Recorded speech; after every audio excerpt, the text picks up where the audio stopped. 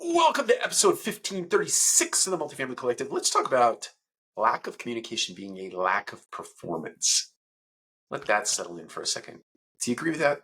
The lack of communication is a lack of performance. Many times you can trace back to the root cause of an issue, and it comes down to communication. Somebody wasn't clear or concise, or they didn't get all of the right information across. They didn't do it in a timely manner, an efficient manner across enough channels for people to see it. And you have a big problem. Something comes off the rails, something goes awry. You sit down as a group to do a postmortem, and you go through and put pure definition of whatever issue is at hand.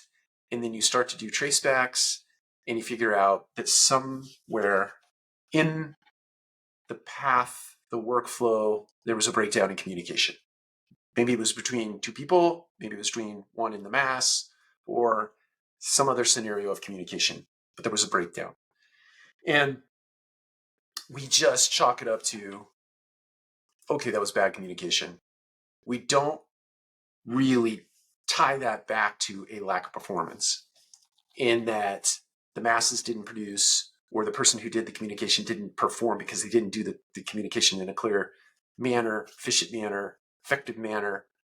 We just sort of chalk it up as, oh, well, we always have communication problems. We're a big organization. Communication problems are sort of status quo for most organizations. When you look at surveys from team members, employees, it always comes back to communication could be better. I can tell you, just by way of example, Raccoon Residential has sort of the opposite of a communication problem.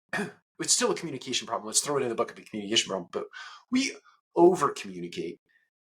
So much so that there's so much communication that people can't or don't take the time or have the time to read it all.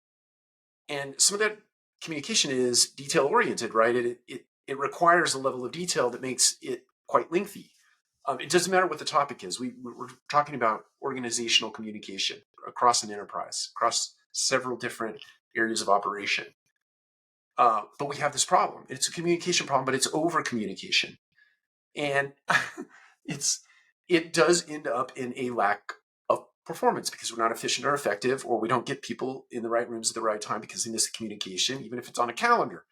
But my encouragement to you is this: never give up on trying to figure out better performance by way of great communication, and go out and study organizations who have great communication mechanisms and mimic that, emulate those companies in the way of producing better communication in your organization. We've read No Rules Rules, but Netflix, they have some great communication.